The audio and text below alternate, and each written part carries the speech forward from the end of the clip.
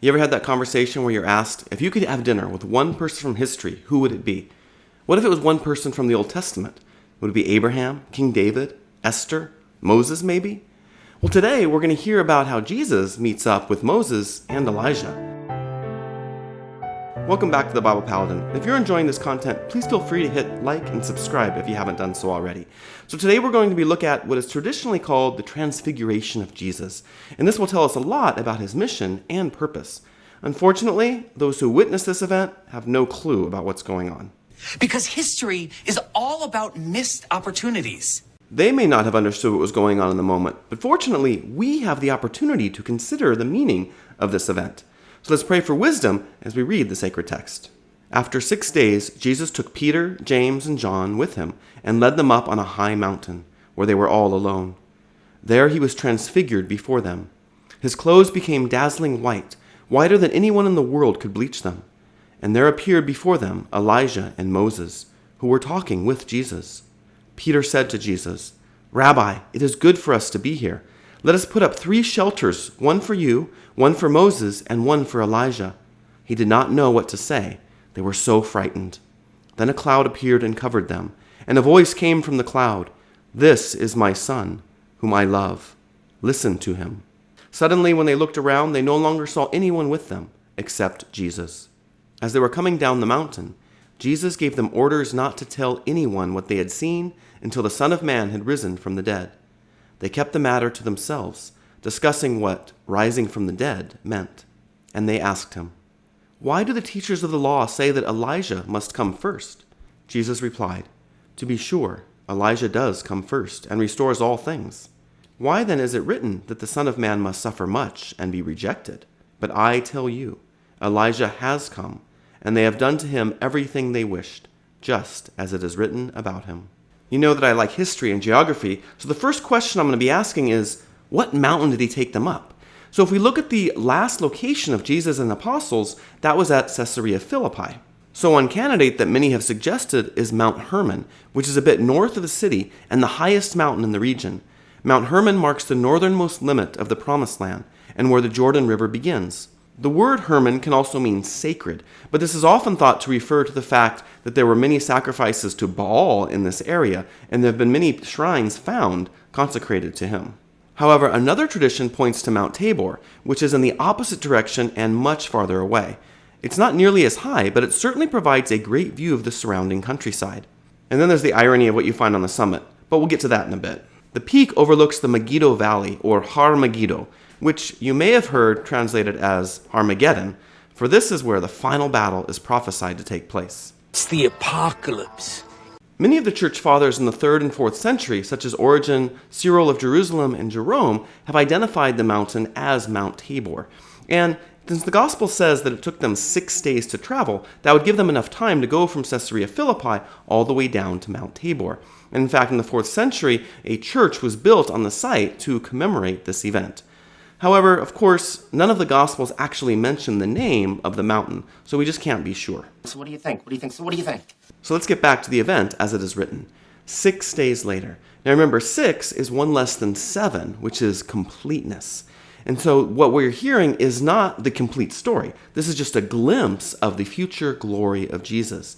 And so he takes with him Peter, James, and John. Now remember, these are the 3 that also witnessed Jesus bring back to life the girl who had died. This is the inner circle amongst the 12. And then we are told that he is transfigured. Well, that's the common English translation, but the Greek word is metamorphothai.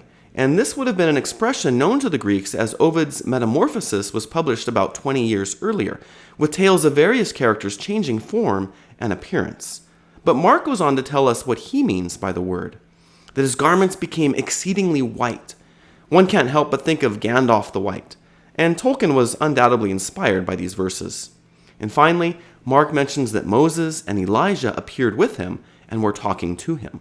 So there's so much going on in these first couple of verses. First, whether or not it's on Mount Hermon or Mount Tabor, either one would give us this idea, this vantage point of the Lord vanquishing his enemies, whether it's the pagan worshippers of Baal or all of the enemies at the end of the age.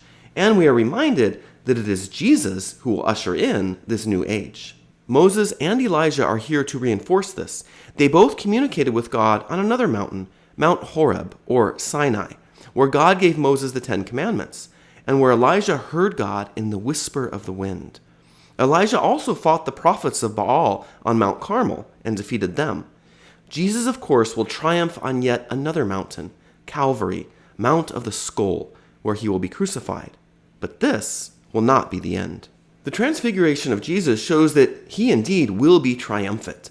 And just as people could not look at Moses after he had his encounter with God because of the brightness of his face, Jesus too shines with an otherworldly glory. But most importantly, Moses and Elijah represent the law and the prophets. Moses was the one to whom God gave the law, and he is believed to have written the Torah.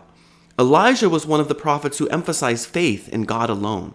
But why Elijah, and not Isaiah or Jeremiah or even Ezekiel? I mean, Elijah doesn't even have his own book. His stories are found in 1st and 2nd Kings. But Elijah was an early prophet, and he was believed to be the one who was going to come back before the Messiah.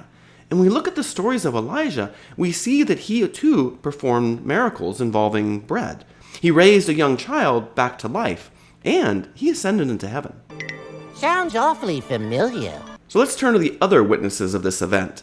Now, of course, we're just going to hear from Peter, who is kind of like the spokesperson for the apostles. He is so overwhelmed with this event that he wants to build 3 tents, or literally tabernacles or booths, one to represent Jesus, Moses, and Elijah. I mean, Peter knows Jesus, but Moses and Elijah, he's just overwhelmed, and he wants to turn this into a pilgrim site or something, which is ironic, because that's what it has pretty much been since the 4th century, with a brief pause when the Turks destroyed the churches there. But to this day, in the newer Church of the Transfiguration, dedicated to Christ, of course, to either side are towers dedicated to Moses and Elijah. It's ironic, isn't it? I guess Peter eventually got his way. But let's not forget Mark's editorial note here, which says that Peter just had no idea what to say. In fact, he said that they were frightened. And he uses the same word that he uses to describe how they felt during the storm at sea. So as they are coming down the mountain, Jesus breaks the silence and tells them not to tell anyone, as he often does, but this time with a condition, until the Son of Man has risen from the dead. Because at this point, they have absolutely no idea how to interpret the event. In fact, it says that they turn to each other and they're just trying to figure out what rising from the dead even means. And I like this detail because I can only imagine Peter telling Mark and saying, we were coming down from that mountain and we had no clue about what was happening. But now we understand what it was all about. So instead, they go off onto a little tangent and ask about Elijah and the tradition that he would return first. They still seem to be more fascinated by who they saw with Jesus. But when Jesus talks about Elijah, he's not really talking about what they just witnessed. He points back to John the Baptist, who fulfilled the role of Elijah. Then he reminds them not only what happened to John, but also what must happen to him.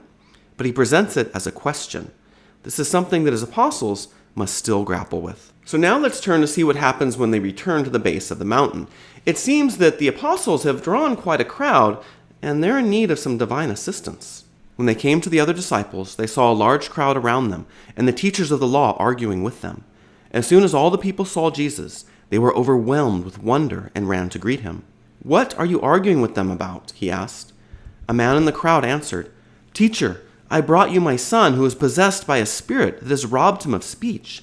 Whenever it seizes him, it throws him to the ground. He foams at the mouth, gnashes his teeth, and becomes rigid.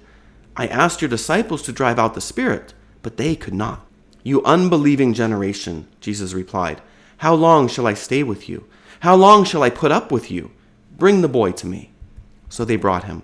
When the spirit saw Jesus, it immediately threw the boy into a convulsion. He fell to the ground and rolled around, foaming at the mouth. Jesus asked the boy's father, "How long has he been like this?" "From childhood," he answered. "It has often thrown him into fire or water to kill him. But if you can do anything, take pity on us and help us."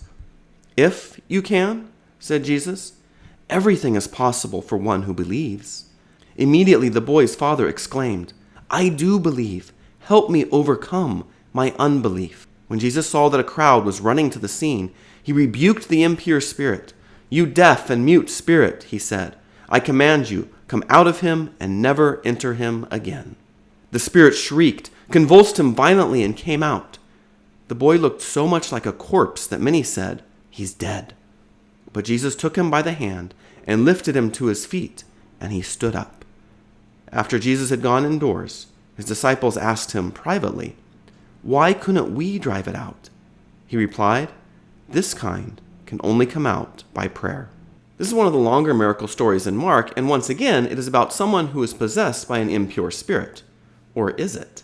Well, it begins not too different from some of the other miracle stories, but let's look at some of the details to see if we can interpret it in a different way.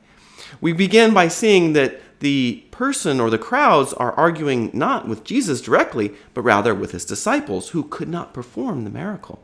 And like many of the other miracle stories, such as Jairus or the Syrophoenician woman, it is about a parent interceding for their child. So let's begin by looking at the conversation between Jesus and the father of the child. The dad explains the boy's condition and tells Jesus that his disciples could not drive out the spirit. Jesus then addresses the unbelief of the crowds before addressing the father. It would seem that their lack of faith has something to do with the inability of the disciples, just as we were told that Jesus could not perform any miracle while he was in Nazareth due to their unbelief. Then he witnesses the condition of the boy as suddenly he goes into a seizure. But instead of addressing the spirit, as Jesus typically does during exorcisms, instead he turns to the father and asks him about the child's medical history. How long has he been like this? After this conversation, the father really shows his frustration, just as the woman who was hemorrhaging for many years did when she talked about how the doctors could do nothing for her. He says that your disciples could do nothing for me. And then he says, "But if you can," and that kind of upset Jesus. So he begins talking about faith, and he comes back with that snarky comment, "If I can?" But when he asks the man about his faith, the man responds with one of the greatest short prayers in the gospel. "I do believe. Help me overcome my unbelief." Whenever struggling, this is a wonderful prayer to utter. Now more crowds were running to see what was going on, so Jesus quickly rebukes the spirit, and suddenly the boy goes lifeless. But Jesus takes his hand, and the boy is able to get up, and he's completely fine. So after this whole event, the disciples are a bit confused, and so once they're in private, they ask Jesus, "Why couldn't we do it?" Depending on your translation, it might say, "This kind can only come out by prayer," or by prayer and fasting. Well, why? Well, we don't have the original parchment that Mark wrote, only copies. And this was many centuries before the printing press, so these copies were all done by hand, which means some had minor errors or even left words out. Some of the manuscripts have prayer only, while others have prayer and fasting. Now, if you haven't seen my last episode or read the previous chapters, I really suggest you do, because that's where Jesus talks about the importance of self-denial, about taking up your cross. And self-denial really is a type of fasting, because in fasting, you give up something that you would typically really enjoy, or typically eat something that you are not going to while you're fasting. But the disciples didn't understand Jesus, and so it's most likely that they weren't doing any kind of fasting at this point. They weren't truly denying themselves. Or perhaps the impure spirit or demon realizes this, and so that he had kind of an advantage on the disciples. I have the high ground. But if Jesus only did speak about the need to pray, then perhaps the disciples were just going through the motions. I mean, they had successfully cast out demons before, and so perhaps they forgot to call upon the Lord, and they were relying on themselves, on their own power. Or maybe it was comparable to the Pharisees, who would perform rituals just out of habit, but without any true prayer or calling on God. But there's one more theory that is worth noting. What if this wasn't a demon at all, but rather a neurological condition, and the boy was suffering epilepsy from, say, autism? Now, the people of this generation would have no idea what this is about, so they would attribute it to demonic activity. And Jesus would not be able to explain to them what this meant or give them some sort of medical lesson. So instead, he asks the father about the boy's condition so that Jesus can really assess on how to heal him. So later, when the disciples ask, Jesus doesn't actually use the word for spirit or demon. He simply says, "This kind can only come out." The disciples couldn't help him because they were trying to perform an exorcism and not a healing. Food for thought. But with many stories in the Bible, it's good to see them from different perspectives, or even from the point of view of the characters in the stories. And so I have here with me today Justin. Say hello, Justin. He is the one who actually created all of these stop motion videos for the passages that we saw today. Awesome work, right? He taught himself how to do that 10 years old. And so if you enjoyed that, Or if you have kids who might enjoy it, check out his channel, Justin's Treehouse. He just started stop motion, but also has a bunch of videos of him using his imagination and playing. Great stuff. Well, let's get back to the story. I found this blog called The Additional Needs Blogfather. And the author, Mark Arnold, talks about, or has written actually a short story based upon the boy's point of view. And so I'd like to share that with you, but what better way to hear it from the lips of a young boy? My name is Benjamin, and I'm 10 years old now. I have been like this for as long as I can remember. Most days were the same. I would start to feel a bit strange in my tummy, sometimes in my head too. It's hard to describe, but it was like a wave going through my head. I sometimes felt tingly all over too, and would start to see flashing colored lights. I would be frightened and would always know what was coming next. Everything would go black. Next thing I knew, I would be waking up and feeling awful, so tired, desperately shielding my eyes from the light. Sometimes I would be in pain from an injury or a burn that I didn't have before. My parents said I had got an evil spirit that grabbed me and threw me to the ground. I didn't know what an evil spirit was. Sometimes as I fell to the ground, I would land in the fire and get burned. A couple of times I had been near the river and ended up in it, nearly drowning. I would have no memory of what happened to me. I would just wake up afterwards. It was horrible. Because of what kept happening to me, I couldn't speak anymore. Couldn't tell people how I was feeling. It made me cry a lot. Dad took me to see some men that he said might be able to help me, to get rid of my evil spirit.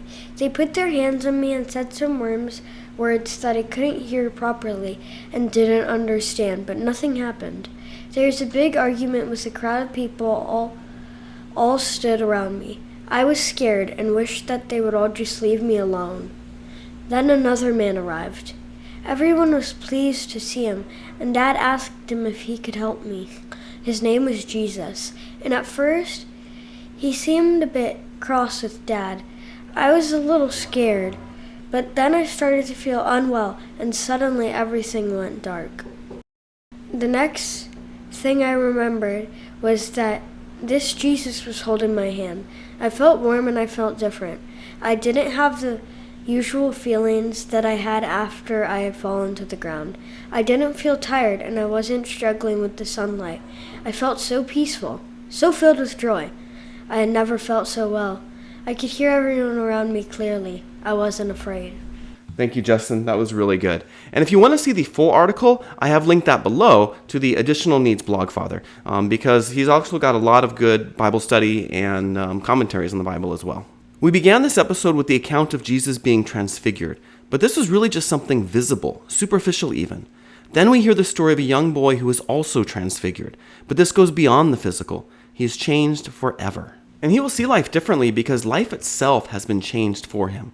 But the truth is, not everyone is healed in the same way. And I think it's unfair that sometimes people use passages like this to say, well, if you had had more faith, or if you only believed, then this wouldn't have happened to you, or you would have been healed. Because Jesus heals some people because of whatever reason that he has and his compassion in the moment, or because it will show his glory in a different way.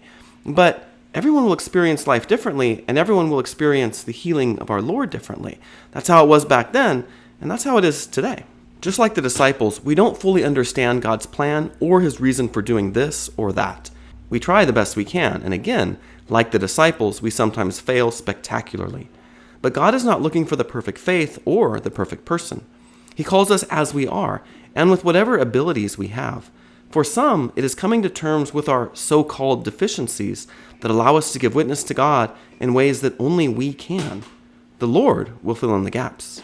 Thank you so much for watching, and please share your thoughts or ideas below on what things have you found challenging within your own life, or what things have you overcome in order to follow the Lord. And so I really look forward to we meet next time. We will continue to see how God challenges his disciples. Until then, have faith, and God bless.